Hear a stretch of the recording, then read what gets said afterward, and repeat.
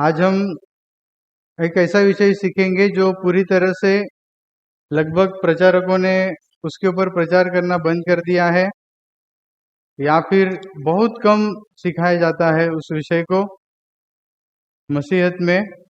लेकिन यह विषय ऐसा है जो हमारे प्रभु को अच्छा लगता है और भाता भी है, ऐसा यह विषय है। कितने लोग का पढ़ के हुआ है जो वचन पढ़ने के लिए दिए थे? अच्छा, तो पढ़ के हुआ रहेगा तो आपको समझेगा इसके लिए, क्योंकि फिर ज़्यादा लेने जाएंगे तो समय चला जाएगा। अभी इस विषय को सीखते वक्त हम सभी को हमारी कमियां, गलतियों समझ में आएगी, और यदि आप चाहते हैं कि वह गलतियां फिर से ना दोहराए तो ये विषय को आपको ध्यान से सुनना है और सही से इसको समझ कर लेना है। ठीक है, अभी यह बहुत ही हम सबसे करीबी विषय है। यह बहुत हमसे करीबी विषय है। लोगों में हर रोज चर्चा होती है इस विषय की, यहाँ तक कि घर में भी हमारी चर्चा होती है। ठीक है, फोन खोलते ही उसमें ये चर्चा हमको दिखाई देती है। घर पर चर्चा होती है महंगाई की, बेरोजगारी की चर्चा, गैस बढ़ गया है, गैस खत्म हो गया है, पेट्रोल बढ़ गया है, ये सरकारी सुविधाएं अच्छी नहीं है, वो उसमें सुधार आना चाहिए। यह चर्चा हर रोज दिखाई देती है, सुनाई देती है। बराबर है, घर के बाहर जाए तो भी वही चर्चा, घर में रहेंगे तो भी वही चर्चा। ठीक है, तो जितना हम शहर के भी आप जितना नजदीक रहेंगे, जितना सुख सुविधाओं के नजदीक रहोगे, उतना यह चर्चा आपको ज्यादा समझ में आता रहेगा। क्योंकि गांव में तो इतना सब नहीं रहता है। अभी जिस घर में गांव में चूल्हा ये वाला जलता है लकड़ी का, उधर गैस की बात होगी क्या? नहीं होगी। तो इसके लिए मैंने बताया जितना आप शहर के नजदीक रहेंगे उतना ये चर्चा आप ज्यादा सुनेंगे। ठीक है, तो अब यह केवल सुनने तक सीमित नहीं रहता। ये ऐसी चर्चा है, महंगाई की चर्चा आने दो या फिर बेरोजगारी की चर्चा आने दो, तो ये केवल सुनने तक सीमित नहीं रहता है। हम या तो मन से उसमें कूद पड़ते हैं उस चर्चा में, या फिर कुछ बोल के हम उसमें कूद पड़ते हैं वो चर्चा में। ठीक है, अभी मन से कैसे? तो कोई समझो बोल रहा है कि ये सरकार ऐसी है, ये सरकार वैसा है, ये ऐसा अच्छा काम नहीं करते, ऐसा वैसा। ठीक है, या फिर आप फोन में भी देख रहे रहेंगे तो आपके मन में विचार आते हैं, हाँ ये बराबर बोल रहे। ठीक है, ये ऐसा ही। ठीक है, तो ये क्या हो गया? मन से सहभाग हो गया उसमें। लेकिन अभी डायरेक्टली भी सहभाग हो जाता है। डायरेक्टली कैसे सहभाग हो जाता है? तो आपके मन में विचार आता है, हाँ सही है, और फिर आप उसमें कूद भी पड़ते हो। हाँ, आप जो कह रहे हो ना भैया बराबर है, मैंने भी ये चीज ऐसे देखा है, ये गलत ही हो रहा है, ऐसे नहीं होना चाहिए, ये काम सही नहीं हो रहा है, इसको बोलते हैं डायरेक्ट कूद पड़ना, खिलाफ बात करने में।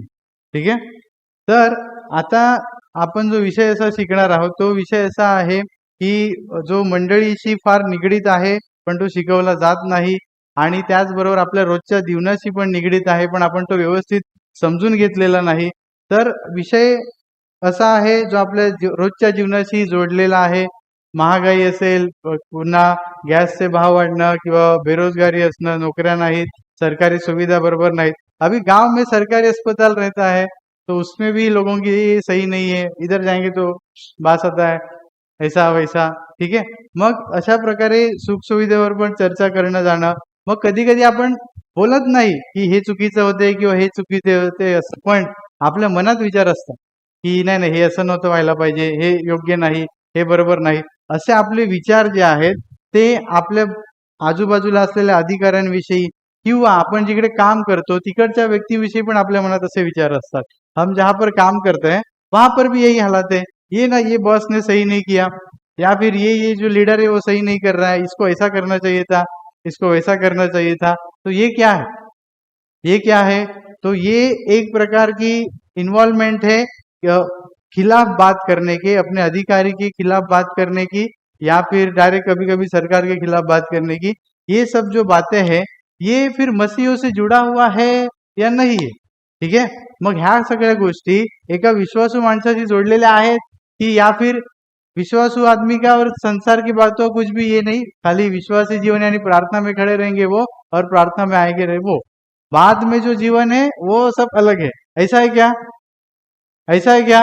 नहीं, वो भी जुड़ा हुआ है, आपकी मसीह जीवन से जुड़ा हुआ है, बस आपको वो समज कर लेना है। मग ज्या जगात गोष्टी घडत असतात किंवा जगात जे अधिकारी आहेत किंवा आपल्याला जे सुखसुविधा मिळत आहेत त्या देखील आपल्या विश्वासी जीवनाशी जोडलेले असतात, आपण त्यांच्यापासून वेगळे नाही। ठीक है, आता बघा, तो चारों तरफ यही है, ऐसे नहीं होना चाहिए, ऐसे होना चाहिए, ऐसे नहीं होना चाहिए, ये सही नहीं है, वो सही नहीं है, मग हे असं नाही व्हायला पाहिजे, असं व्हायला पाहिजे, असं नाही व्हायला पाहिजे, ह्याच प्रकारच्या चर्चा आहेत। ठीक है, आता बघा, अभी हम एक वचन पढ़ेंगे जो 1 तीमुथियुस में है, अध्याय 2 वचन 1 से 3। 1 तीमुथियुस अध्याय 2 वचन 1 से 3। ये विषय काफी समय से पेंडिंग था, लेकिन उसको मुझे लगता है ये सही समय है, क्योंकि अभी माहौल वैसे बन रहा है।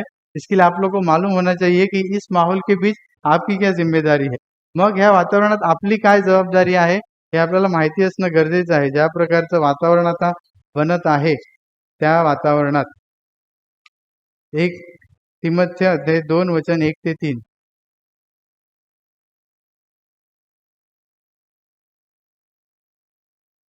वाचा 1 तीमुथियुस अध्याय 2 वचन 1 से 3। अब मैं सबसे पहले आग्रह करता हूं कि विनती, प्रार्थना, निवेदन, अब ये निवेदन जो शब्द है इसमें, इसको मध्यस्थी कहा गया है। ठीक है, आपके अभी विनती कुछ अलग है क्या, निवेदन कुछ अलग है क्या, आपकी हिंदी में दोनों का अर्थ एक ही निकलता है ना, विनती करना और निवेदन का दोनों अर्थ एक ही निकलता है, लेकिन इसको ओरिजिनल में मध्यस्थी करना कहा गया है। मग आता पुढे आहे मराठीमध्ये बघा, विनंत्या, प्रार्थना आणि रदबदल्या शब्द आहे। रदबदल्या म्हणजे काय माहितीये का, रदबदल्या म्हणजे मध्यस्थी। ठीक आहे, रदबदल्या म्हणजे मध्यस्थी अशी इकडे म्हटलेलं आहे। मग आता इकडे काय म्हटलंय की सर्वात प्रथम बोध मी हा करतो की सर्व माणसांसाठी विनंत्या, प्रार्थना, रदबदल्या, उपकार स्तुती करावी, राजा करता व सर्व वरिष्ठ अधिकाऱ्यांकरता करावी, ह्यासाठी की पूर्ण सुभक्तीने व गंभीरपणाने आपण शांतीपणाचे व स्वस्थपणाचे आयुष्य ग्रहण करावे, हे आपला तारणारा देव याच्या दृष्टीने चांगले व स्वीकारण्यास योग्य है। अभी आपने जो वचन पढ़ा इसको उल्टा पढ़ो। ठीक है, इसको उल्टा पढ़ो, मैं अभी समझाता हूँ इसको उल्टा कैसे पढ़ना है करके। तो ये इसे लिखा है कि तुम प्रार्थना करना, निवेदन करना और सब ऊंचे पद वालों और राजा के लिए हम विश्राम और चैन के साथ सारी भक्ति से गंभीरता से जीवन बिता पाए, इसके लिए उन लोगों के लिए तुम प्रार्थना, निवेदन और धन्यवाद ये करना, यह हमारे उद्धारकर्ता परमेश्वर को अच्छा लगता है और भाता भी है। अभी इसको उल्टा पढ़ो। ठीक है, अभी उसको उल्टा पढ़ो कि तुम राजा और सब ऊंचे पद वालों के लिए प्रार्थना नहीं करना, निवेदन नहीं करना, धन्यवाद नहीं देना, विनती नहीं करना। ठीक है, तो ये तुम्हारे प्रभु को अच्छा अच्छा समझ गया ना, उल्टा पढ़ना। तो ये मतलब तुम अगर अपने राजाओं के लिए और अधिकारियों के लिए प्रार्थना नहीं कर रहे हो तो ये हमारे उद्धारकर्ता परमेश्वर को अच्छा नहीं लगेगा, उसको नहीं भाएगा। ये उसको उल्टा पढ़ा जाना है। समझा क्या, समजलं का उलट कसं वाचलं मी ते? म्हणजे जर तुम्ही काय म्हटलंय, जर तुम्ही विनंत्या, प्रार्थना, रदबदल्या आणि उपकार स्तुती करत आहात तर हे आपला देव तारणारा ह्याच्या दृष्टीने चांगले आणि स्वीकारण्यास योग्य आहे। पण जर तुम्ही करत नाही आहात तर ते आपला देव याच्या दृष्टीने काय आहे, वाईट आहे आणि त्याला स्वीकारण्यास योग्य नाही, त्याला हे आवडत नाही। अशा प्रकारे हे समजून घ्यायचं आहे। आता पुढे बघा, तो फिर कितने लोग ये समझा उल्टा पड़ा मैंने वो? पक्का समझा ना कि अगर हम नहीं कर रहे हैं प्रार्थना, विनंती, उपकार स्तुति तो ये प्रभु को पसंद, और कर रहे हैं तो पसंद। हाँ ठीक है, समझ गए, अभी आगे जाते। ठीक है, तो अब बताइए यह गलती हो रही है या नहीं? अब यह गलती हो रही है या नहीं हम सभी की? प्रभु को पसंद आने वाले काम करने का हम सोचते हैं, प्रभु को भाने वाला काम करने का सोचते हैं, तो उसमें ये भी एक काम है। ठीक है, अभी अगर वचन 1 में जो बातें बताई है, 4 बातें, वो अगर हम नहीं करते रहेंगे तो ये हमारी गलती है या नहीं है? अभी आवाज नहीं आने दो थोड़ा, है या नहीं है? हाँ, अभी आप कुछ लोग बोलेंगे नहीं हम करते हैं, हम प्रार्थनाएं करते हैं उनके लिए, हम विनती करते हैं, लेकिन जब सामने वाला आदमी उनके खिलाफ बात कर रहा रहेगा तब क्या आपका मुंह चुप रहता है या उसके साथ में आप मिल जाते हो? मग तुम्ही म्हणाल की नाही आम्ही प्रार्थना करतो त्या लोकांसाठी, देवाची इच्छा आम्ही प्रार्थना करतो अधिकाऱ्यांसाठी वगैरे, बरोबर, पण जेव्हा समोरचा व्यक्ती त्या अधिकाऱ्यांच्या विरुद्ध बोलत असतो, तुमच्या कामावरचा माणूस असेल किंवा एखादा माणूस एखाद्या सरकार विरुद्ध चुकीचं बोलत असेल, मग तेव्हा तुमचं तोंड शांत राहते का? नाही राहत, नाही ना, हा बरोबर बोलताय तुम्ही, हे लोक असेच आहेत। मग प्रार्थना केली त्याचा फायदा काय? मग प्रार्थना केली ही फक्त प्रार्थना होती की बडबड होती? काय होती? क्या था? प्रार्थना का कुछ मतलब बचता है क्या? नहीं बचता है। ठीक है, अभी देखो, तो एक फॉर्मेलिटी हो गया। अभी आप कुछ लोग कहेंगे हम प्रार्थना तो करते हैं लेकिन सरकार ये निर्णय ही गलत लेती है, तो क्या करने का फिर? ये लोग भरता भी सही नहीं करते तो इसके लिए हम बोलते हैं, ऐसा आप बोलेंगे बरोबर. मग आता आपण म्हणू शकतो प्रार्थना आम्ही करतो, वाईट बोलायचं नाही, प्रयत्न करतो, पण हे लोक करतातच असं, बोलायला लागतं मग. ठीक है, मुंह से शब्द आ ही जाता है, शांत नहीं रह पाते खुद को. ठीक है, लेकिन ये भी कुड़कुड़ाहट है. परमेश्वर ने कुड़कुड़ाहट के पाप को भी उतना ही सीरियस रखा है जितना कि खून करने के पाप को. ठीक है, कुड़कुड़ाहट के पाप को भी उतना ही उसने सीरियस रखा हुआ. अभी मैं आपको एक ये उदाहरण देता हूँ यहाँ का.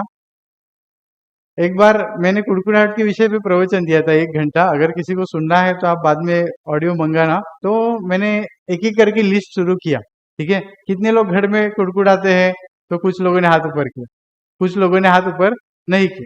बाद में मैंने बताया कितने लोग काम की जगह पर कुड़कुड़ाते हैं, तो फिर और थोड़े लोगों ने हाथ ऊपर किया. फिर बाद में मैंने और कुछ बोला, फिर और थोड़े लोगों ने हाथ ऊपर किया. लेकिन 2 लोग पीछे बैठे थे ना, उन्होंने हाथ ऊपर ही नहीं किया. मैंने पूछा आप नहीं कुड़कुड़ाते? तो बोलते नहीं कुड़कुड़ाते. तो मैंने आखिर में रखा कि क्या आप सरकार के खिलाफ कुड़कुड़ाते हैं क्या? ये ऐसे नहीं होना चाहिए था, वैसे होना चाहिए था. फिर हाथ ऊपर किया, फिर सब जन के हाथ ऊपर आ गए. ठीक है, तो किधर प्रेस करने का उनको बरोबर मालूम रहता है. अभी मैं तय तय नहीं किया था, मुझे लगा था एक ही इसमें सब हाथ ऊपर करेंगे, लेकिन वैसे नहीं हुआ. तो मुझे कहना ये है कि हमें मालूम भी नहीं पड़ता है कि हम कुड़कुड़ाहट कर रहे हैं. ये मेरा पॉइंट ये है कि हमको मालूम भी नहीं पड़ता कि हम अपने अधिकारियों के खिलाफ या सरकारी लोगों के सरकार के खिलाफ कुड़कुड़ाहट करते हैं, और ये परमेश्वर को मान्य नहीं है. ये हमको मालूम भी नहीं है, तो लेकिन हमको ये मालूम करके लेना जरूरी है. ठीक है, अभी आपने जो वचन पढ़े रोमियो में पढ़ा, बाद में तिमोथी में, तीसरा हाँ पतरस में. ठीक है, अभी देखो, क्या आपको ऐसे लगता है, ध्यान देना, क्या आपको ऐसे लगता है क्या कि उस वक्त बहुत अच्छा चल रहा था, सब अधिकारी अच्छे थे, लोगों पर अन्याय नहीं करते थे, कुछ महंगाई नहीं थी, इसके लिए पतरस ने और पौलुस ने ऐसे कहा होगा? ऐसे आपको लगता है क्या? सब सब ठीक था ना, कोई टेंशन नहीं था, इसके लिए ऐसे कहा होगा? अभी के थोड़ी ऐसा थोड़ी, अभी के लोग कैसे आपको ब्रदर मालूम नहीं, तभी सब अच्छा चल रहा रहेगा इसके लिए आज्ञा दिया रहेगा, ऐसे आपको लगता होगा. लेकिन या फिर आप ऐसे मानते रहेंगे यीशु ने तो नहीं ऐसे बोला है. यीशु ने ऐसे किधर बोला है क्या? अधिकारियों के अधीन रहो करके बोला है क्या किधर? बोला है क्या? अधिकारियों के लिए प्रार्थना करो ऐसे बोला है क्या? अधिकारियों के लिए प्रार्थना करो ऐसे बोला है क्या? हाँ कि नहीं?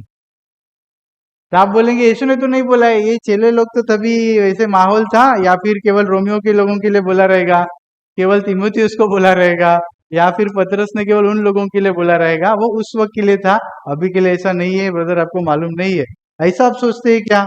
मग तुम्ही असा विचार करता का की हे पेत्राने आणि पौलाने जे लिहिलं हे त्या काळच्याच लोकांसाठी होतं, ते आपल्यावर आता लागू होत नाही, किंवा त्यावेळी परिस्थिती खूप चांगली होती, आता परिस्थिती एकदम वाईट आहे, खराब झालेली आहे, म्हणून अशी म्हणून आतासाठी हे वचन नाही, असं समजते का कोण?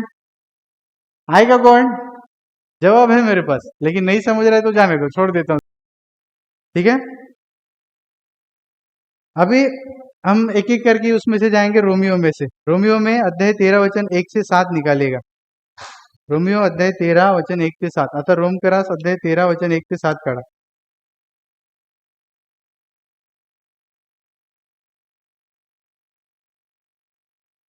निकाला? सामने है, पढ़ो मत, मैं समझाता हूँ. ठीक है, बाद में जब बोलूंगा तब वो वाला वचन पढ़ना. ये जब रोमियो 13वां अध्याय लिखा गया या रोमियो का पत्री लिखा गया, तब साल मतलब सन चालू था ईस्वी सन 57. ईस्वी सन 57 के लगभग की ये बात है. बहुत ही मतलब चैलेंजिंग था कि उस समय में रोमी लोगों में विश्वास में बने रहना एक चॅलेंजिंग था, मतलब एक आव्हानात्मक था. मग त्या काळी इसवी सन 57 मध्ये हे पत्र लिहिलं गेलं जेव्हा आसपास, तेव्हा रोमी लोकांमध्ये राहून विश्वासात राहणं हे खरोखर आव्हानात्मक होतं. रोमनचा सम्राट होता नीरो. रोमनचा सम्राट होता नीरो. त्याचा सुरुवातीचा काळ म्हणजे तो जस्ट तेव्हा बनलेला होता सम्राट. तो ये नीरो सम्राट जो था, इसको नाम ये याद रखना, तीनों पत्रियों में ये नाम चलेगा, ठीक है, ये नाम याद रखना. तो जो नेरो जो सम्राट था, उसने जस्ट शुरुआत किया था वहां पर रोम में शासन करना. तो पौलुस को मालूम था ये बात, जब उसने ये बात लिखी रोमियो 13वां अध्याय में, कि अगर ये नेरो के समय में, नेरो के शासन में अगर मसीही लोग अगर सही ढंग से उसकी आज्ञाओं का पालन नहीं करेंगे, उसकी आज्ञाओं के विरोध में जाएंगे, तो ये इनको खतरनाक परेशान करेगा. ये किसको मालूम था? किसको मालूम था? पत्री किसने लिखा है? तो किसको मालूम था? हाँ.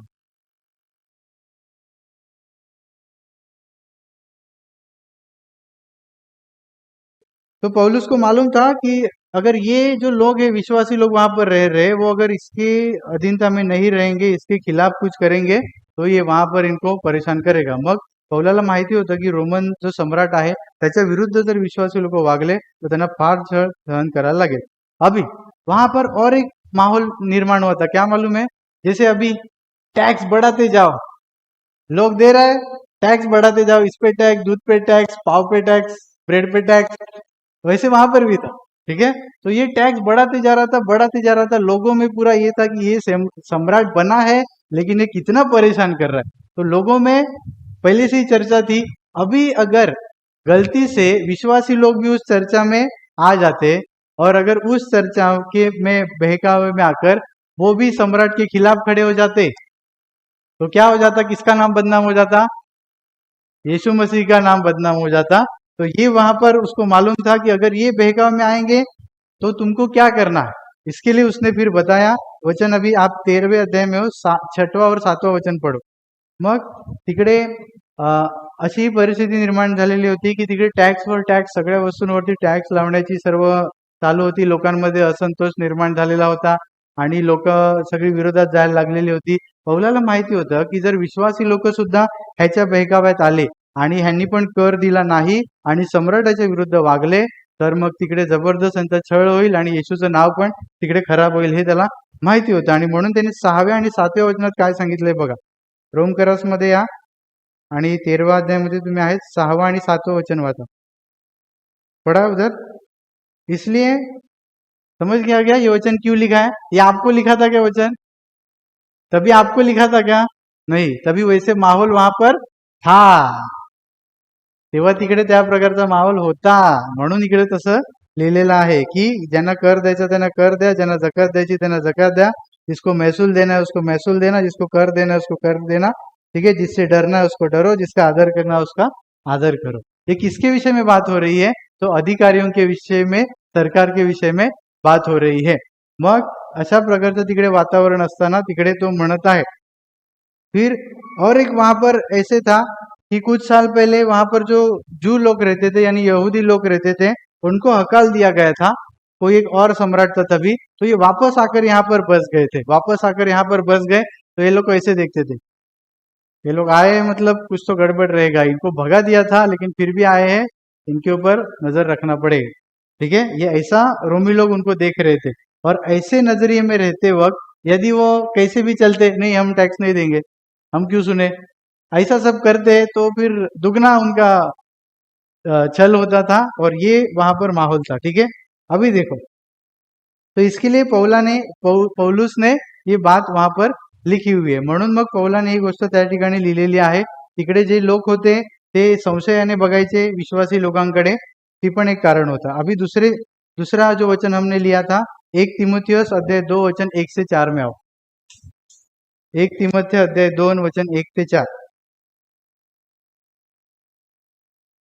ठीक है, आ गया. अभी यहाँ पर देना, पढ़ा है आपने, अभी यहाँ पर देखो. जिन्होंने नहीं पढ़ा है वो लिख के लेना और बाद में घर पे जाकर पढ़ना. मैंने इसके लिए आपको, हम शुरुआत में ही पढ़ने के लिए देते. अभी देखो, ये लगभग 62 से लेकर ईस्वी सन 64 की बात है. यीशु मसीह कब स्वर्ग में लिया गया?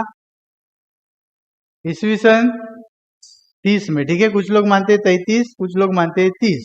आपको जो मानना है आप मान सकते हैं, कोई बात नहीं. लेकिन फिर उसके बाद लगभग कितने साल बाद, 30 साल बाद, उसके लगभग 30 साल बाद की ये बात है। क्या बात हो गई देखो, अभी वहां पर माहौल ऐसे था कि अगर मसीह, रोम में माहौल क्या था कि मसीह लोग अगर रोमन सम्राट के खिलाफ कुछ बोलेंगे, उसका टैक्स नहीं देंगे तो क्या हो जाएगा, उनको परेशान किया जाएगा, ये माहौल है। अभी इतने साल बाद, 5 या 6 साल बाद, और वहां पर सुधर रहा नहीं, उधर माहौल बिगड़ गया, उधर माहौल बिगड़ गया। क्या हो गया देखो, मग आता हे तिमोथेला पत्र जे आहे हे रोम करस नंतर 5 ते 6 वर्षांनी लिहिलेलं आहे। मग त्या 5 ते 6 वर्षांमध्ये रोम मधली परिस्थिती बदलली का, तो नहीं बदलली, अजून बिकट झाली। काय बिकट झाली, ये सब मैं आपको क्यों समझा रहा हूं, ताकि आपके यहाँ पर बच जाए कि हम जो अभी सह रहे हैं वो कुछ भी नहीं है जो वो लोग सहे थे और विश्वास में बने हुए थे।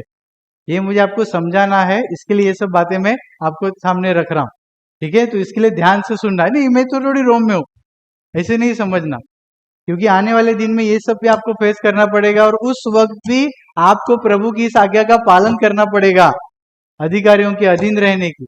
इसके लिए मैं आपको समझ रहा हूं। अगर आपके मन में ये सवाल रहेगा, कुछ गलत करने के लिए बोलेंगे तो क्या करने का, उसका जवाब मैं आखिर में दूंगा, लेकिन तब तक वो मन से जरा बंद करके रख, ठीक है। पहले समझ कर लो कि क्या माहौल से वो गुजर रहे थे और हमको भी उस माहौल से गुजरना पड़ने वाला है, लेकिन उस ऐसे माहौल में भी प्रभु की यह इच्छा है कि हम उनकी अधीनता में रहे, ठीक है।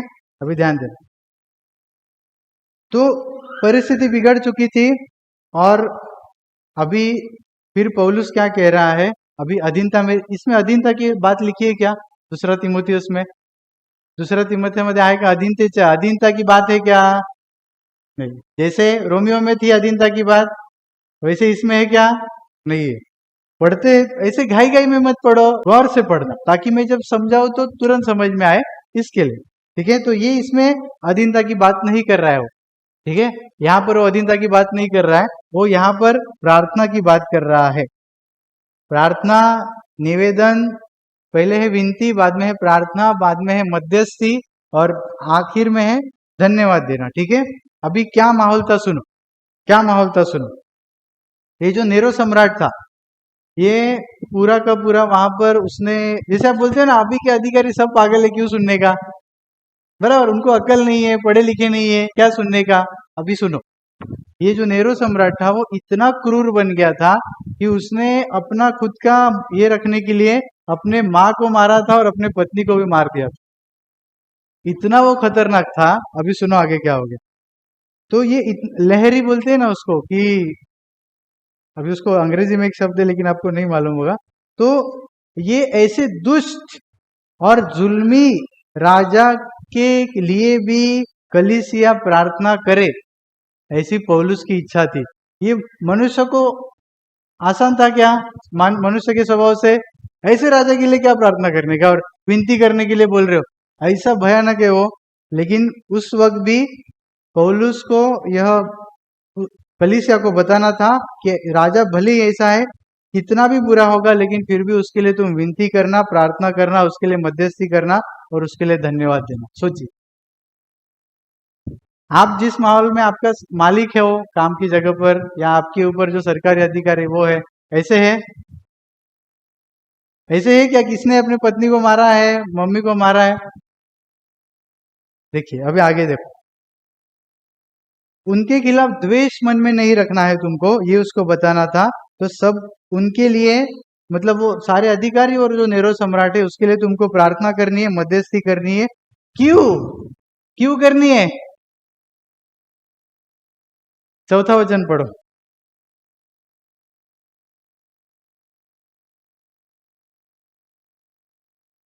क्यों, क्यों करना है प्रार्थना और मध्यस्थी, क्यों करना है, क्योंकि परमेश्वर की यह इच्छा है कि सब मनुष्यों का उद्धार हो और वो सत्य को भली भांति पहचान ले। परमेश्वर की यह इच्छा है कि उसमें भी बदलाव हो, इसके लिए तुम प्रार्थना और मध्यस्थी करो।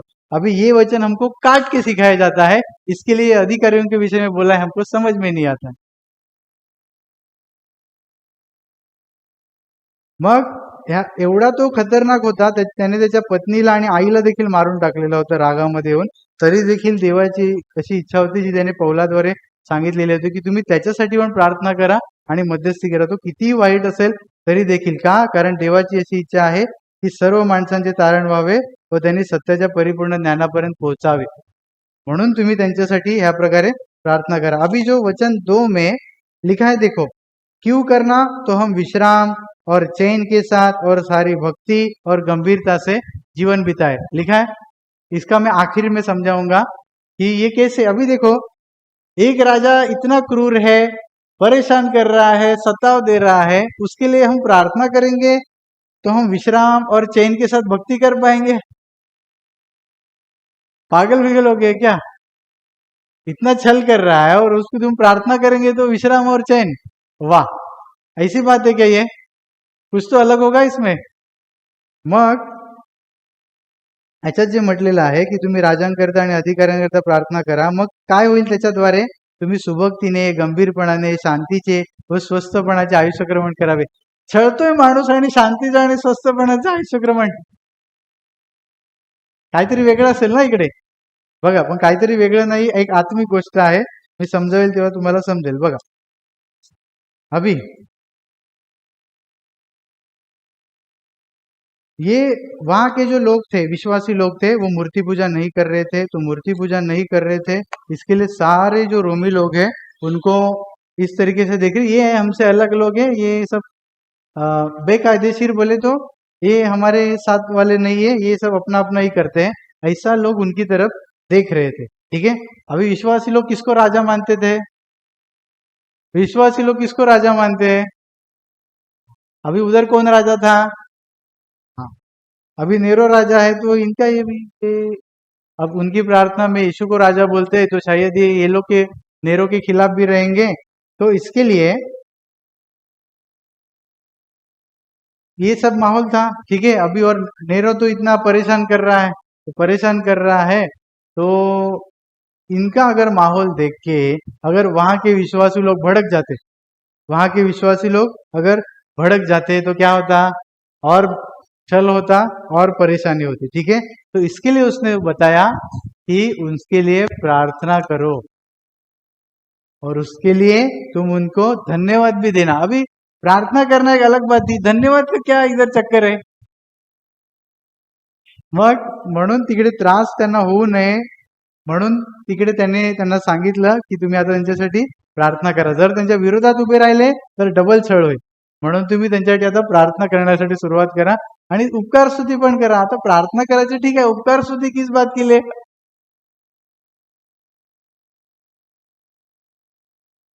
अगर हम किसी व्यक्ति के लिए धन्यवाद दे रहे, प्रभु मेरे जीवन में ये व्यक्ति है, इसके लिए हम आपको धन्यवाद देते हैं, तो मन में क्या आएगा उस व्यक्ति के प्रति?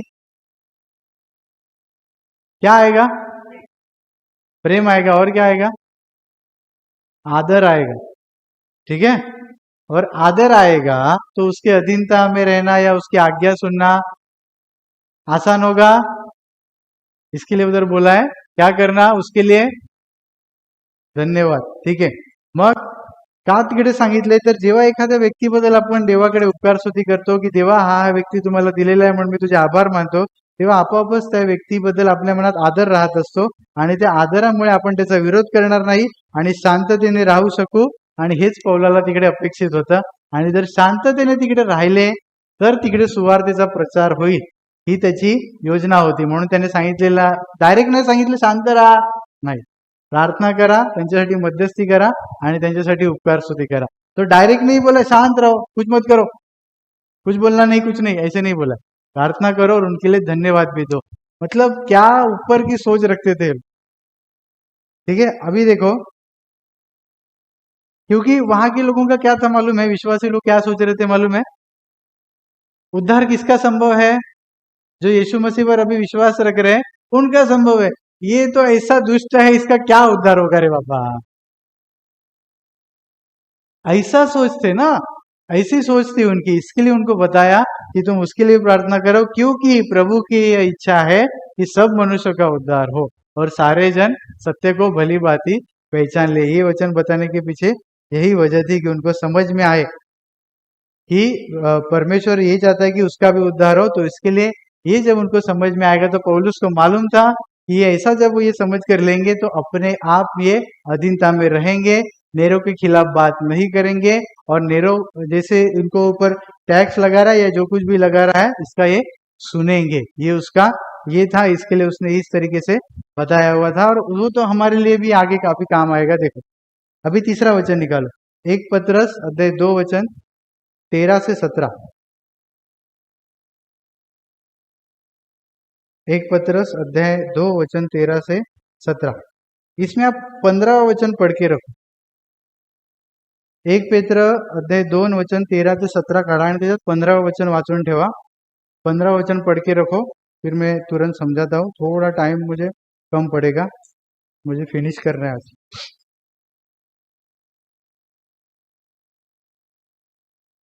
क्योंकि परमेश्वर की इच्छा है कि तुम भले काम करने के द्वारा निर्बुद्धि लोगों की अज्ञानता की बातों को बंद कर दो। ठीक है, पढ़ के हो गया। कारण देवाची अशी इच्छा आहे की तुम्ही चांगले करत राहू, निर्बुद्ध माणसाच्या अज्ञानाला कुंठित करत राहावे। अभी हिस्ट्री देखो, ध्यान देना। अभी ये वचन का अर्थ मैं आपको समझाता हूँ। ये अभी 64-65 की बात है, मतलब कितने साल हो गए तीमुथियुस को पत्री लिखने के बाद? कितने साल हो गए? 2 या 3 साल के बाद की ये घटना है। अभी सम्राट कौन है वहां पर? कौन है? नेरो। ठीक है, नेरो सम्राट है, अभी भी वो है। अभी परिस्थिति और खतरनाक हो गई। प्रार्थना करने के लिए शुरुआत किया ना कितने साल पहले? तीमुथियुस को बताया, कितने साल पहले बताया था प्रार्थना करने के लिए? बोला रे बाबा, 3 कौन बोल रहा? हाँ, 3 साल प्रार्थना करने के लिए शुरुआत किया। माहौल कुछ बदलना चाहिए था ना। 3 साल में और भी माहौल खतरनाक हो गया। सुनो क्या हो गया, वो और भी क्रूर और भयानक हो गया। क्यों हुआ मालूम है? रोम शहर में आग लग गई। रोम शहर में इतनी भयानक आग लग गई, सारे मंदिर, सारे मूर्तियां सब जलकर खाक हो गई। तो लोग एकदम ये हो गए कि ऐसे कैसे हो गया, आग कैसे लग गई, आग लग गई कैसे? तो उन्होंने सोचा कि ये जो नेरो सम्राट है उसने आग लगाई रहेगी। ठीक है, नेरो सम्राट ने आग लगाई रहेगी, तो उसके लिए सब गए, तुमने ये कैसे क्यों किया? तो गया, तो उसने दिमाग लगाया, अभी इन लोगों का गुस्सा मुझे ये करना है, नहीं तो मेरे खिलाफ बोलेंगे तो दिक्कत हो जाएगा। तो उसने क्या किया? मैंने कुछ नहीं किया, ये विश्वासी लोग है ना, ये तुम्हारे मूर्तियों को नहीं मानते हैं, इन्होंने आग लगाया नेरो शहर में। तो लोगों का गुस्सा भड़क गया, फिर बोले अभी विश्वासी लोगों को छोड़ने का नहीं। नेरो सम्राट तो परेशान कर रहा था, अभी लोग भी टूट पड़ गए। अभी जो भी विश्वासी लोग मिलते थे, जो भी विश्वासी लोग मिलते थे उनको पकड़ने के लिए शुरुआत किया, जो भी विश्वासी लोग मिलते थे उनको पकड़ने के लिए शुरुआत किया। ठीक है, अभी पकड़ने के लिए शुरुआत करने के बाद क्या हो गया मालूम है? नेरो भी खुश, अरे वाह, इनको और अभी परेशान करो। ये लोग उसको खाल में, प्राणियों की खाल में सीलते थे विश्वासी लोगों को, और शिकारी कुत्तों के सामने डाल देते थे। सील के क्यों डालते थे मालूम है? सोचो, खाल में सीलते थे विश्वासियों का बॉडी और कुत्तों के सामने, शिकारी कुत्तों के सामने डाल देते ऐसे, ताकि वो चाहकर भी छूट ना सके और कुत्ते जैसे चाहे जिधर चाहे उनको फाड़ कर खा सके। अभी आगे सुनो, फिर कुछ लोगों को, यीशु इनका क्रूस पर मरा है ना, ये लोग भी विश्वासी है, इनको भी क्रूस पर मार दो। चालू किया मारने के लिए सब। और मालूम है, फिर गरम गरम डांबर विश्वासी लोगों से बांधा जाता था, गरम गरम डांबर डाला जाता था और फिर नीचे से आग लगाई जाती थी। इस तरीके का वहां पर सता होना शुरू हो गया। और ऐसे माहौल में पतरस कह रहा है, राजाओं के अधीन रहो, अधिकारियों के अधीन रहो।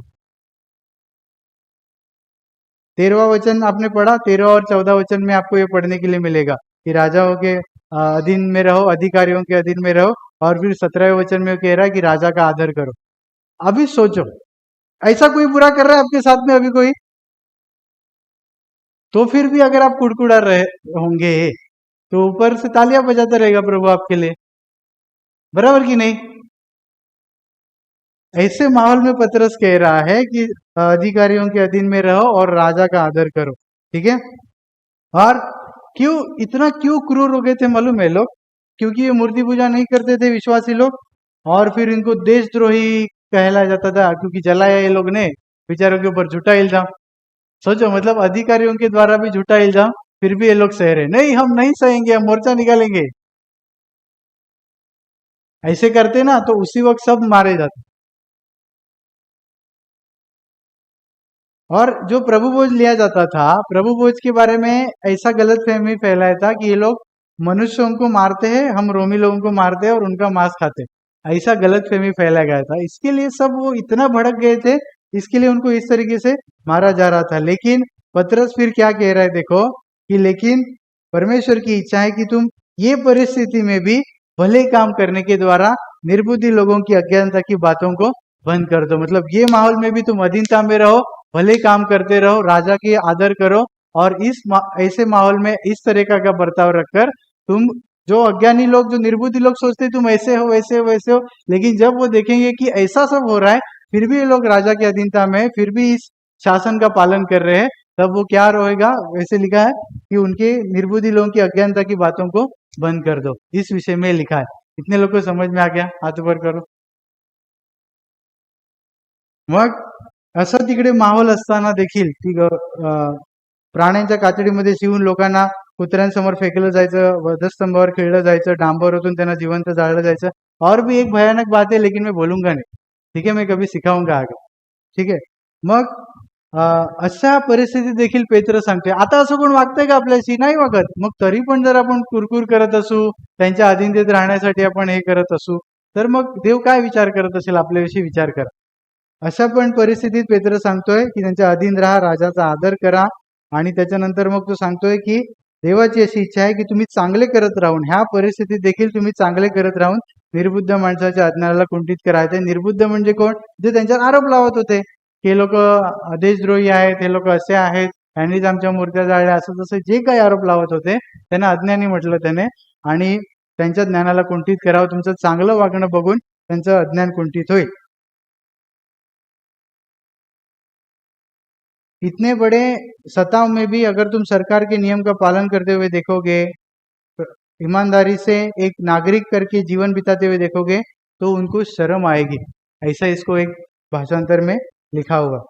अभी मैं आता हूँ गलत का साथ देने के विषय में या गलत आचरण करने के विषय में, ठीक है। तो गलत का साथ, ऐसे आप बोलेंगे ना, ये तो गलत बोलते हैं, या फिर गलत बोलना एक अलग बात है। अगर आपको कोई प्रभु के आज्ञा के खिलाफ करने के लिए कोई बोल रहा है, जैसे आप बोलेंगे कि पड़ोसी को जाकर मार दो, तो ये प्रभु की आज्ञा के खिलाफ हो गया। अगर आप बोलेंगे नहीं, आप यीशु को मानते हो लेकिन बाकी सबको भी मानना पड़ेगा, उनको भी आपको हाथ जोड़ना पड़ेगा, तो ये सही है गलत है? हाँ, तो फिर आपके ऊपर किसका अधिकार आ जाता है उस वक्त?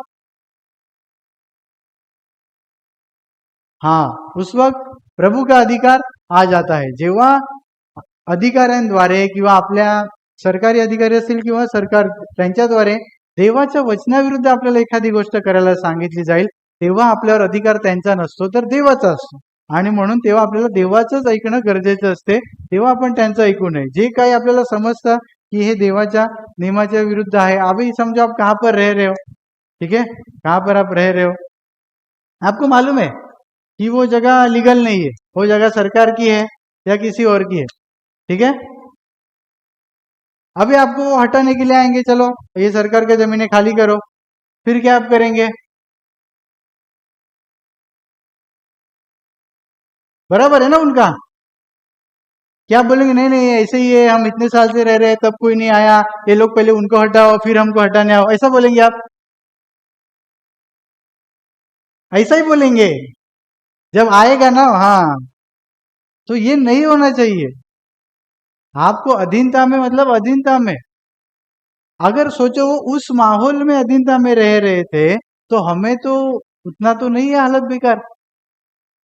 तो ऐसे वक्त में भी अगर अधीनता में नहीं है, बाकी सब आप 10-8 घंटा प्रार्थना करने वाले बनो, 40 दिन उपवास करने वाले बनो, सब कर लो, लेकिन अगर आप अधिकारियों के ऊपर कुड़कुड़ाते रहेंगे, उनका जो नियम है उसके खिलाफ आप बर्ताव करते रहेंगे, तो कुछ फायदा ही नहीं है, ठीक है, क्योंकि मेन है अधीनता।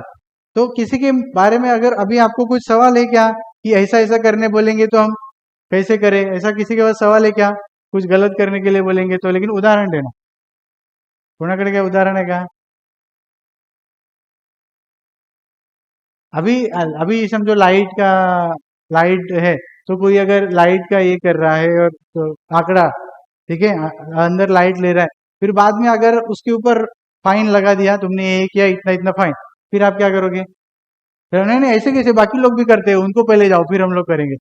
ये सब पागलपन, ठीक है। बाद में अभी देखो, मैं आपको एक उदाहरण देता हूँ। अभी मैं एक मीटिंग में गया था, मुझे लगता है 4 महीने 8 महीने पहले कुछ गया था।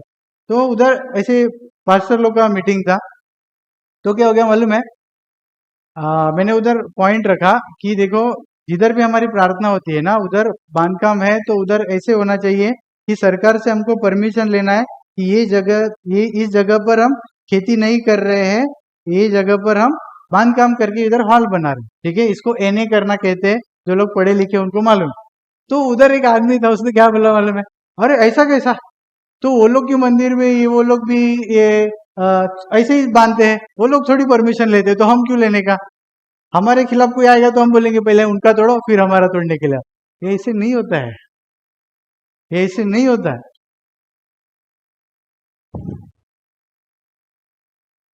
ठीक है, तो हमें मेन तो अधीनता और बिना कुड़कुड़ाए करने हैं, ठीक है।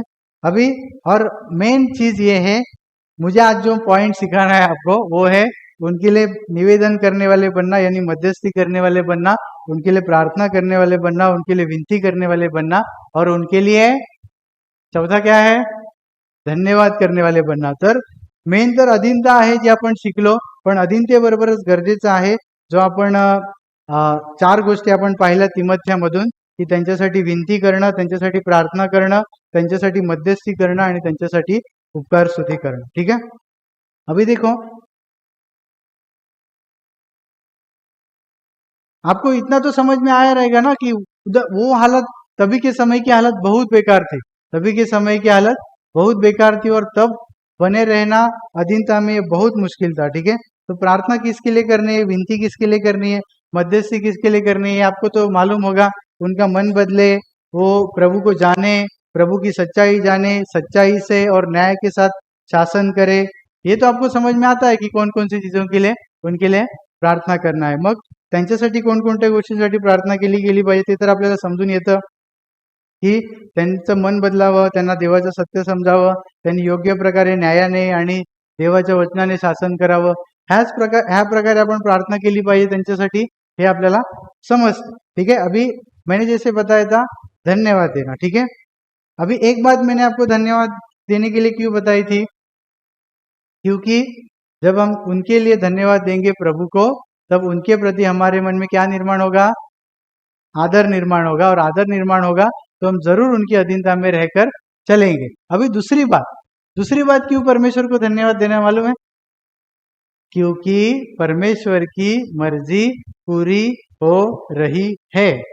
वो अधिकारी जो कुछ भी काम कर रहा है, जो कुछ भी निर्णय ले रहा है, उसमें प्रभु की ही मर्जी पूरी हो रही है। प्रभु की एक योजना है, उस योजना के तहत सब कुछ हो रहा है, इसके लिए प्रभु को धन्यवाद देना, ठीक है। ये है दुसरी बात। मग अजून कशासाठी देवाची उपकार स्तुती करायची, तर त्या एक कोणत्याही नेत्याद्वारे किंवा अधिकाऱ्याद्वारे देवाची इच्छा पूर्ण होत असते, देवाच्या योजना असतात, त्या योजना देव त्या व्यक्तीच्या द्वारे पूर्ण करत असतो। अभी मैं कुछ उदाहरण आपके सामने रखूंगा, ध्यान देना, ठीक है।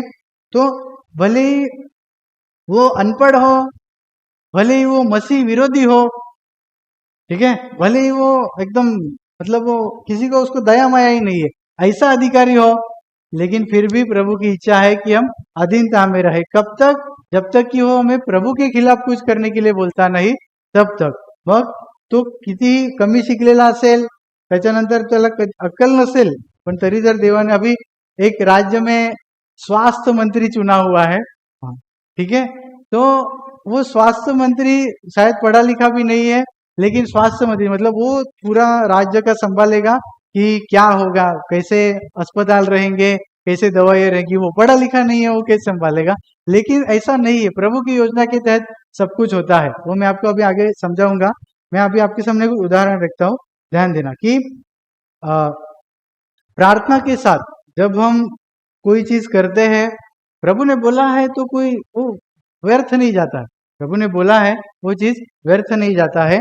उसने अगर बोला है, अभी ये लोग को प्रार्थना करने के लिए बोला, तभी रोमी लोगों का परिवर्तन आने के लिए, रोम शहर में परिवर्तन आने के लिए ईस्वी सन 57 में पौलुस ने बोला इनके लिए क्या करने के लिए शुरुआत करो?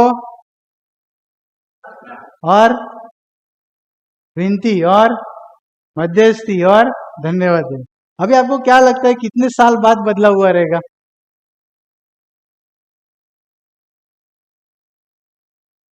अंदाजा लगाओ कुछ.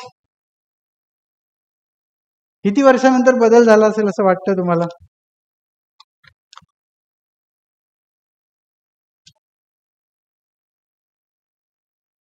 पूरा 250 साल.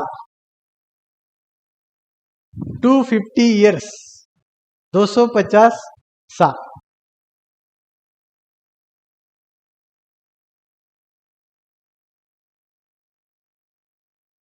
प्रार्थना का जवाब आया. प्रभु ने बोला प्रार्थना करने के लिए, तो जवाब आना निश्चित है. कब आएगा वो मालूम नहीं, लेकिन निश्चित है. तो 250 साल बाद सन 330 के करीब इसका जवाब आया. तो ऐसा माहौल था तब तक रोम में ऐसे माहौल था कि ये लोग गड्ढा खोदते थे विश्वासी लोग, और या फिर पत्थर में चीरा मारते थे और उसके अंदर जाकर गुफा में रहते थे.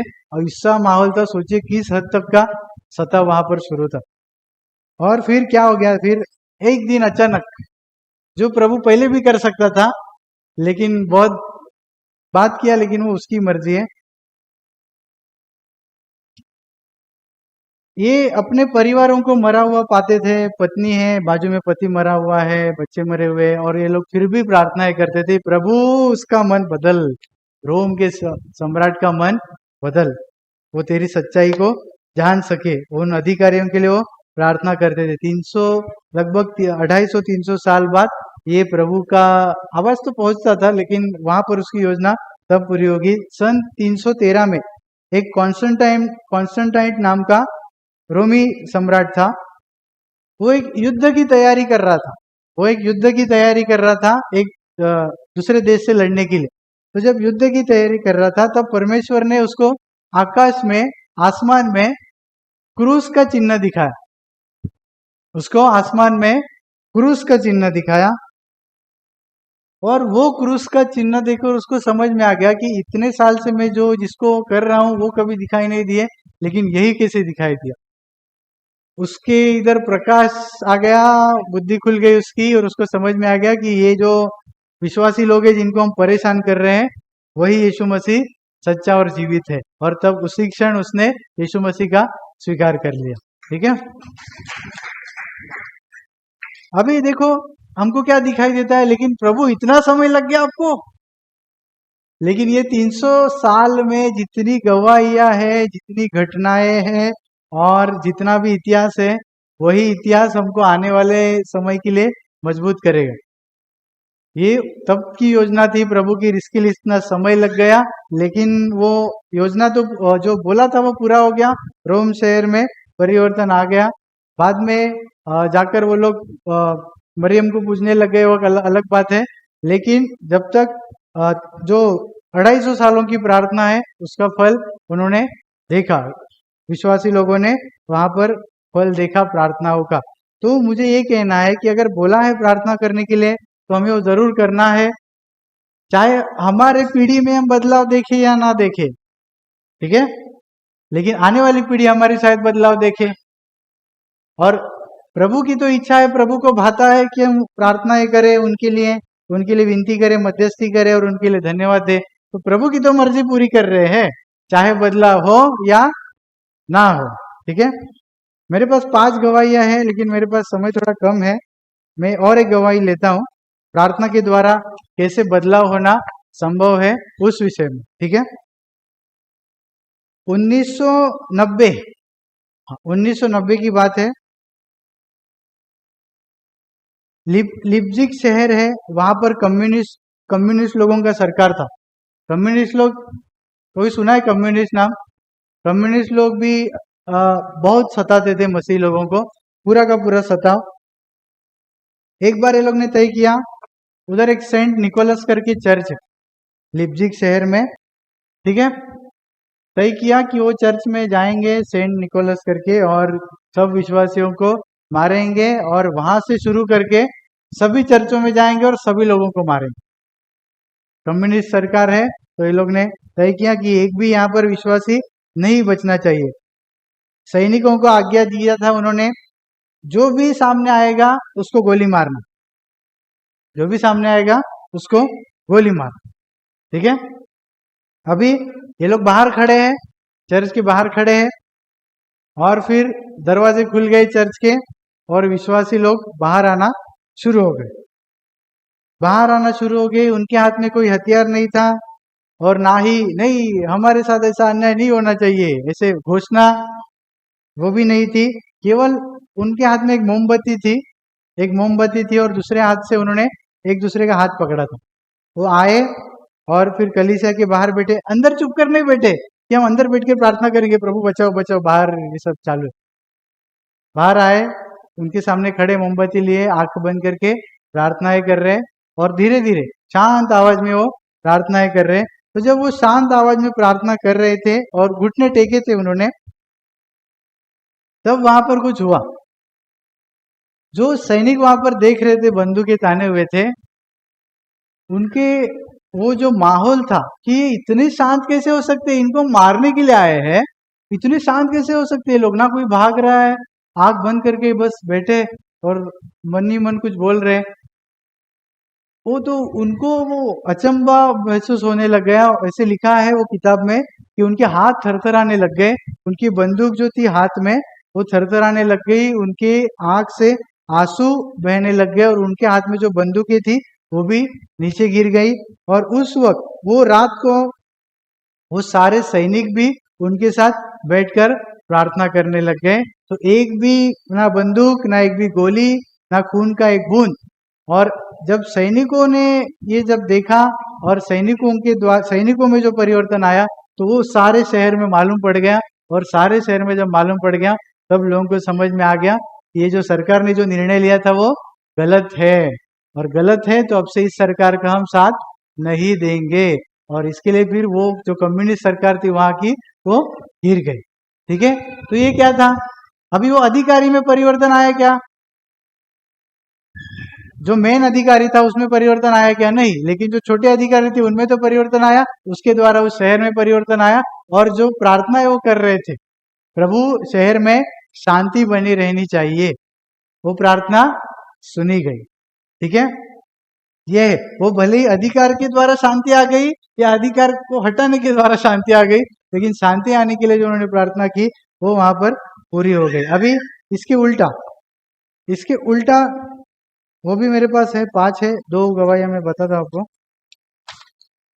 1966 में चीन में एक हुकुमशाह था। चीन में एक हुकुमशाह था, जैसे अभी हमारे यहाँ के लोग इसको हुकुमशाह समझते हैं, वैसे वहां पर एक हुकुमशाह था, माओ से तुंग करके उसका नाम था। सेम माहौल, हाँ सेम माहौल। चर्च के अंदर घुसे, मतलब कलीसिया के अंदर घुसे, बड़ी बड़ी सारे बाइबल जला दिए गए, और जितने भी कलीसियाएं थी उसके ऊपर कम्युनिस्ट लोगों का झंडा लगा दिया।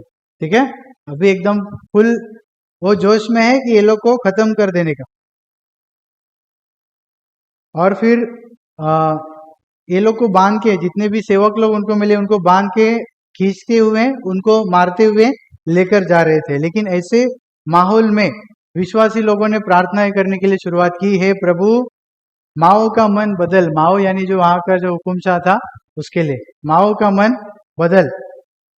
अभी माओ का मन बदला क्या, प्रार्थनाएं तो की, माओ का मन बदला क्या, 10 साल वही माहौल था वहां पर, 10 साल वही माहौल, और 10 लोगों को इस तरीके से बहुत पीड़ा, जैसे कि चीन में से पूरा का पूरा विश्वासी लोग खत्म कहानी, ऐसे ही सारे लोगों को अब लगने लग गया था, क्योंकि सत्ता भी उस प्रकार का भयंकर था। ठीक है, लेकिन जब 1976 में इस माओ का मृत्यु हो गया, फिर वहां पर मिशनरी लोग जाना शुरू हो गए, वहां पर चीन में मिशनरी लोग जाना शुरू हो गए। तो जब वो चीन में जाना शुरू हो गए, तब क्या दिखाई देना चाहिए था, बोलो, इतने लोग को मारा, लाखों लोगों को उसने मारा, तो विश्वासियों की संख्या कम होनी चाहिए थी या बढ़नी चाहिए थी, क्या होनी चाहिए थी, इतने लाखों लोगों को उसने मारा तो कम होनी चाहिए थी। लेकिन जब मिशनरी लोग वहां पर गए, जो ऐसा सोच रहे थे कि वहां पर तो अभी खत्म हो रहेगी मसीहत, कोई विश्वासी बचा नहीं रहेगा, तो लेकिन जब वो गए, उन्होंने जब जानकारी लिया, तब उनको मालूम पड़ा 7 करोड़ से भी ज्यादा लोग तब तक वहां पर मसीह बन चुके थे, और छोटे छोटे घरों में और जगह छिप छिप कर वो मसीह में दृढ़ बने हुए थे। अभी सोचो, ये काम जो है ना, ये जब ऐसे नहीं होता ना, ये अगर माहौल परेशान नहीं करता ना विश्वासियों को, तो इतना संख्या बढ़ता ही नहीं था। सब आराम से चैन से ना, हालेलुया, धन्यवाद प्रभु यीशु, संडे को जाएंगे, सब सही चल रहा है। लेकिन जब छल हुआ, तब जाकर ये विश्वासी लोगों की संख्या बढ़ी। तो ऐसे प्रभु की योजना रहती है कि छल नहीं रुका, छल वो मरने के बाद रुका, लेकिन तब तक संख्या बढ़ चुकी थी, 7 करोड़ से भी ज्यादा हो चुकी थी। ठीक है, रोमी में जो परिवर्तन हुआ, रोम लोगों में जो परिवर्तन हुआ रोम शहर में, उसके पहले भी सन 303 में एक सम्राट था, डायक्लोशियन करके था, वो उसने भी छल किया था, बहुत छल किया था। लेकिन उस छल में ऐसे हुआ, मैं शॉर्ट में बताता हूँ। अभी छल हुआ, अभी यहाँ पर संख्या बढ़ी नहीं। हमने पहले उदाहरण में क्या देखा, छल हुआ तो संख्या बढ़ी, इसमें संख्या बढ़ी नहीं। लेकिन इसमें क्या हुआ मालूम है, वो छल में प्रभु ने ऐसे परखा कि जो सचमुच में पक्के वाले विश्वासी थे, वो निखर कर बाहर आ गए, और जो डरपोक वाले विश्वासी थे, उनकी कहानी खत्म हो गई।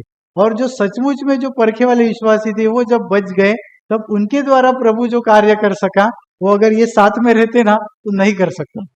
ऐसे वहां पर काम हुआ। तो प्रभु की यह योजना रहती है कि भले ही प्रार्थना हम कर रहे, परिस्थिति नहीं बदल रही है, लेकिन प्रभु उसके द्वारा भी कुछ बदलता है। इसके लिए हमको उसने बताया है, प्रार्थना करो, विनती करो, मध्यस्थी करो, और उनके लिए धन्यवाद दो। तर मग जरीही प्रार्थनेने, आपण 2 उदाहरणं पाहिली, प्रार्थनेने परिस्थिती बदलली, पण प्रत्येक वेळेला बदलेल असं नाही, किंवा आपल्या समोर बदलेल असं नाही, आपल्या येणाऱ्या पिढीसाठी बदलेल। तर म्हणून आपल्याला जे देवाने जबाबदारी दिलेली आहे, प्रार्थना करण्यासाठी आणि विनंती करण्यासाठी, मध्यस्थी करण्यासाठी आणि त्यांना धन्यवाद देण्यासाठी, ते आपण करणं गरजेचं आहे। Hallelujah, hallelujah. आपने नीतिवचन अध्याय 21 वचन 1 में पढ़ा होगा, नीतिवचन अध्याय 21 वचन 1 में, कि राजा का जो मन है वो नदी के पाट की तरह परमेश्वर के हाथों में रहता है। नीतिसूत्र अध्याय 21 वचन 1 मध्ये तुम्ही वाचलं असेल की राजाचं जे मन आहे ते पाटाच्या पाण्याप्रमाणे परमेश्वराच्या हाती असते, देवाच्या हाती असते। राजा का मन नालियों के जल के समान यहोवा के हाथ में रहता है, जिधर वह चाहता उधर उसको मोड़ देता है। ये क्या दिखाता है, मतलब अगर राजा को बदलना है अभी या 10 साल बाद बदलना है, ये तय कौन करता है? राजा तय करता है क्या? तो हम डरते किससे हैं? समझ रहे हो मुझे क्या कहना है? राजाचे मन पाटाच्या पाण्याप्रमाणे देवाच्या हाती असते। देव ठरवतो तो राजा कठीण होणार की 10 वर्षांनी नरम होणार की 10 वर्षांनी अजून कठीण होणार, हे देव ठरवतो, तो राजा स्वतः नाही ठरवत। मग हे जर आपल्याला माहित आहे, तर आपण मग त्यांच्यासाठी मनापासून प्रार्थना करू शकतो की नाही? मग बोलो, अगर हमको ये मालूम है कि उसका जो मन है वो परमेश्वर के हाथ में है, वो भले हमको अभी कितना भी कठोर दिख रहा हो, लेकिन उसका मन परमेश्वर के हाथ में, मतलब वो कितना भी अगर घटिया निर्णय लेने का भी सोच रहा रहेगा, तो भी वो निर्णय लेना है या नहीं लेना है, ये तय कौन करता है? परमेश्वर। हाँ, तो ये जब हमको पक्का मालूम होगा, तो हम धन्यवाद दे पाएंगे कि नहीं दे पाएंगे? मग जेव्हा आपल्याला हे माहिती पडतं की जरी किती कठोर निर्णय घेण्यात आला, तरी तो देवाच्या इच्छेशिवाय आणि देवाच्या मर्जीशिवाय झालेला नाही, जेव्हा आपल्याला समजून येईल, तेव्हा आपल्या आपोआपच आपण त्या व्यक्तीबद्दल देवाप्रती धन्यवादी राहू, त्या व्यक्तीचा आदर करू आणि त्याच्यानंतर त्या व्यक्तीसाठी प्रार्थना करू। आता आपल्याला काय दिसते, तो खूप कठोर आहे, म्हणून आपली इच्छा होत नाही त्यासाठी प्रार्थना करण्याची। पण हे वचन लक्षात ठेवा, राजाचे मन पाटाच्या पाण्याप्रमाणे कोणाच्या हातात असते? तो अभी हमको दिखाई देता है, हमारे समझो काम पर कोई अधिकारी है, या समझो हमारा कोई और बड़ा सुपरवाइजर है, या फिर कोई सरकार में बैठे नेता लोग हैं, तो वो सही निर्णय ले लेते हैं, प्रभु हमको बहुत तकलीफ देते। उनका मन परमेश्वर के हाथों में है, नालियों के समान, जिधर चाहे उधर मोड़ना वो नहीं मोड़ते हैं। कौन मोड़ता है? तो ये जब हमको समझ में आएगा, हम यहाँ से पूरे लगन से उनके लिए जरूर प्रार्थना करेंगे, क्योंकि हमको ये आशा रहेगी कि एक ना एक दिन ये जरूर बदलेंगे। अगर आशा ही नहीं रहेगी कि अरे नहीं ये तो खुद से ही चलते हैं, इनका और प्रभु का क्या संबंध, ऐसा अगर आप सोचोगे तो प्रार्थना कर पाएंगे क्या? ये हमको समझ कर लेना है। ठीक है, अभी जो मैंने बात आपको बीच में काटी थी, 1 तीमुथियुस अध्याय 2 वचन 2 में आओ। माझं सांगण्याचं मी ठेवलेलं होतं बाकी, का ठेवलेलं होतं बाकी ते मी आता तुम्हाला सांगतो बघा। कैसे लिखा है? राजा और सब ऊंचे पद वालों के निमित्त, क्रूर राजा और दुष्ट उच्च पद वालों के निमित्त। ठीक है, ऐसे पढ़ता हूं इसको। ठीक है, क्रूर राजाओं और दुष्ट ऊंचे पद वालों के निमित्त प्रार्थना करना, विनती करना, मध्यस्थी करना और धन्यवाद देना, इसलिए कि हम विश्राम और चैन के साथ सारी भक्ति और गंभीरता से जीवन बिताए।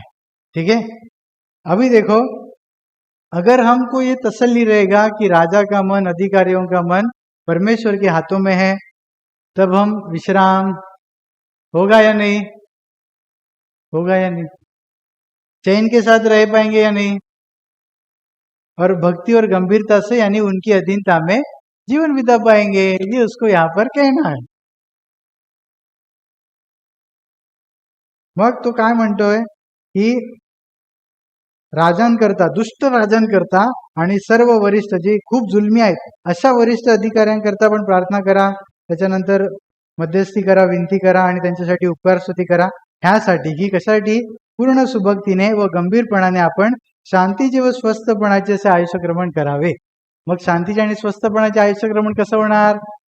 जर आपल्याला माहित आहे त्यांचं मन देवाच्या हातात आहे आणि ते कोणताही निर्णय असा घेणार नाहीत जो देवाच्या कडून आलेला नसेल, असा कोणताही निर्णय घेणार नाहीत, हे आपल्याला जर माहिती असेल आणि जरी काही निर्णय घेतला तरी तो आपल्याला पारखण्यासाठी देवाने त्यांच्याद्वारे घेतलेला असेल, हे आपल्याला माहिती असेल, तर आपण शांतीने आणि स्वस्थ राहू आणि सुभक्तीने आणि गंभीरतेने त्यांच्या अधीनतेत राहू, असं त्याला इकडे पौलाला म्हणायचं आहे। कितने लोक समजा, हात ऊपर करो।